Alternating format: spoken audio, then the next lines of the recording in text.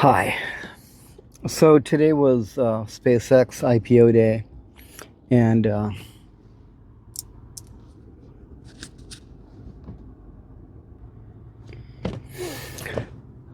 hi. So today was SpaceX IPO day, and I did buy a share.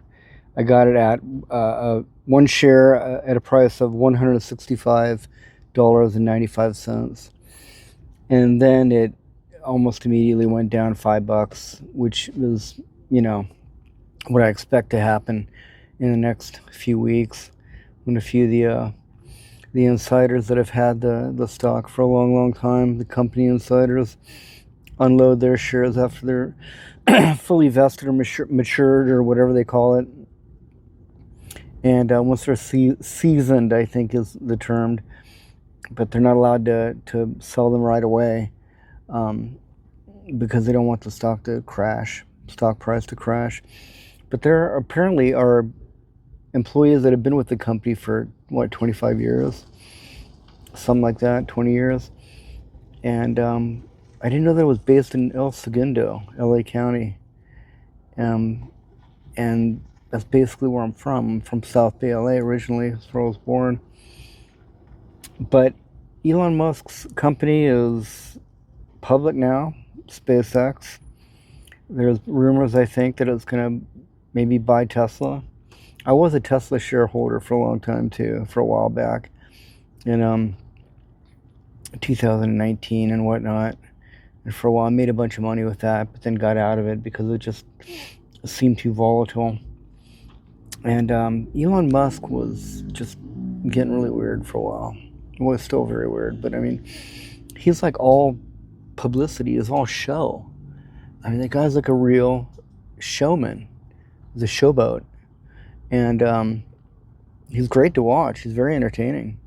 And I would argue, yes, he is a genius. I mean, he came up with the workable solution for re-entering space vehicles and reusing them over and over again.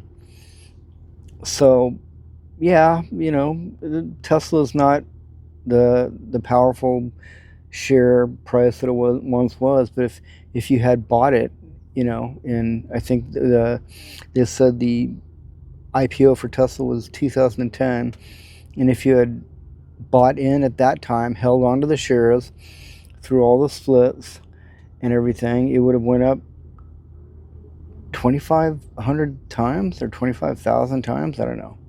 You would have been very wealthy. And there are a lot of millionaires today that still do work for SpaceX and got those insider shares. And Elon Musk, Mr. Musk, is the world's first trillionaire. And it's funny. I mean, the guy that came up with Dodge, and was slashing government waste, so he said, is known to have made a lot of money on government contracts. But I'm not going to get into the politics of it all. I came on to say, and I wanted to talk about the whole AI revolution, which I'm participating in my best capacity as a shareholder in various companies and as a user of ChatGPT.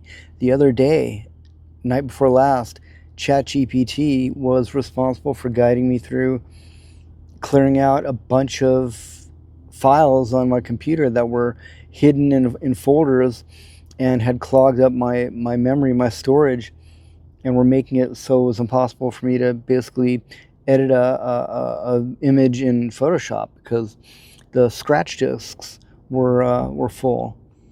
And I didn't have training in how to clean that up. But I just kept taking photos of the screen of my laptop and sending it to ChatGPT, and the robot guide at the AI tutor was so kind and so patient and so well versed in this. They really knew how to fix it. I can't fault that. I mean, I don't know. People are like afraid that AI is going to take over the world. People are afraid that AI is going to somehow be the villain. I don't really see that coming. I don't. It seems like a Luddite movement that people who are afraid of losing their job because that was the role that they filled, being the know-it-all in the company. They're now they don't have anything to do, or they can't keep up with the competition of AI, and it's very exciting. Yes, the robot army might come over the horizon and burn our village down, but I don't see that happening. I don't know. I think that if that day comes, we're going to have a robot army of our own, and we'll just have to fight it out like War of the Worlds or something. Anyways, I'm not going to talk about that. That's you know the AI revolution is here to stay, and a lot of good is going to come of it. Um, and I really wish people would calm down about the fears. Today, a friend of mine on Facebook was saying she hated AI, just hate AI. She's a graphic artist and an illustrator, and she was saying that she just hates AI. And I pressed her about it. Why do you hate AI? And she finally had to come back and say that it was because it's fake and it fools people. Well, that's the magic of art. I mean, it's another tool. People didn't like people that were airbrushes didn't like computer generated art 20, 30, 40 years ago, and that whole scene began. It's just something you have to get used to. And yes, it makes mistakes. I mean, I was arguing with ChatGPT and bringing in screenshots, the same ChatGPT who knew how to fix my storage problem, overload on my laptop. That ChatGPT didn't know the call sign or the ticker symbol for SpaceX, SPCX, and it was telling me this was 2 days. This was yesterday, as a matter of fact. I uploaded the screenshots on Instagram. It was telling me that it doesn't have a ticker symbol yet, and I'm all, what are you talking about? And I went over to Gemini and I asked Gemini if ChatGPT had a ticker symbol, and it told me told me what it was, confirmed it, and I looked it up on my brokerage, my brokerage app, and took a screenshot of it and sent it up to ChatGPT, and I don't know, it was still confused about it and saying, well, maybe it does. I don't know. You're right to push back on it. It was an often repeated phrase when ChatGPT is caught in some hallucination or caught doing some screw up in logic.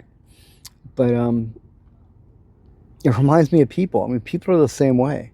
We as humans, we can be incredibly well trained, and incredibly smart in one area, but then there's another genre of thinking and logic where maybe we have a deficit and we're not as well versed and we make a mistake. And if people catch us on it, then we come up with an excuse and say, well, okay, good catch, you got me.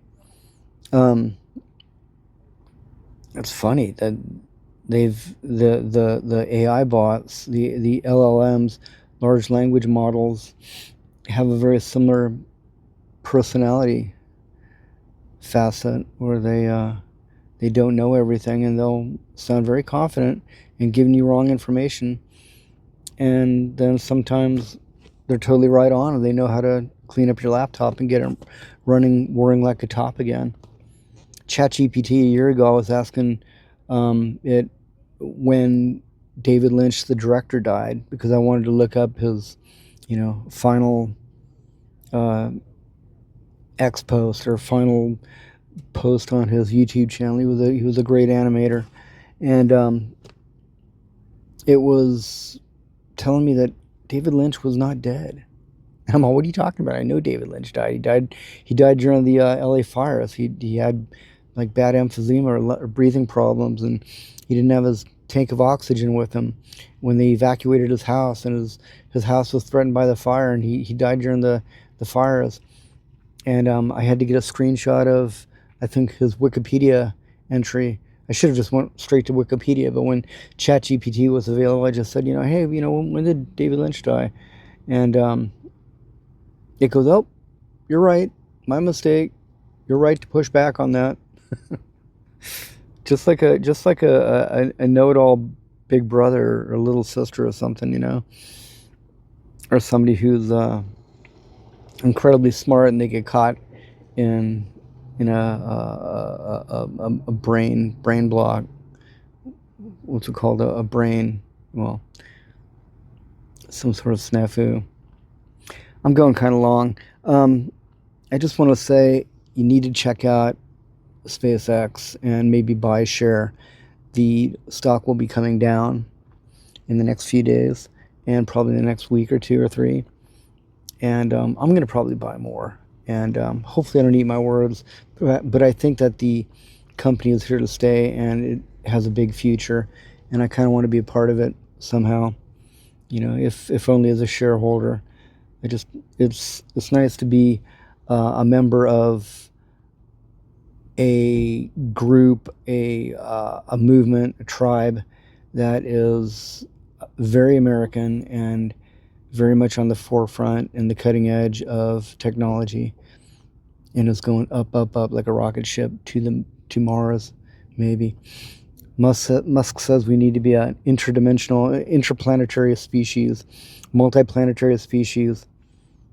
Man, that guy's got big dreams. Anyways, interesting to be a part of it. I hope you're all well out there, and thank you for sticking with me for almost 12 minutes now.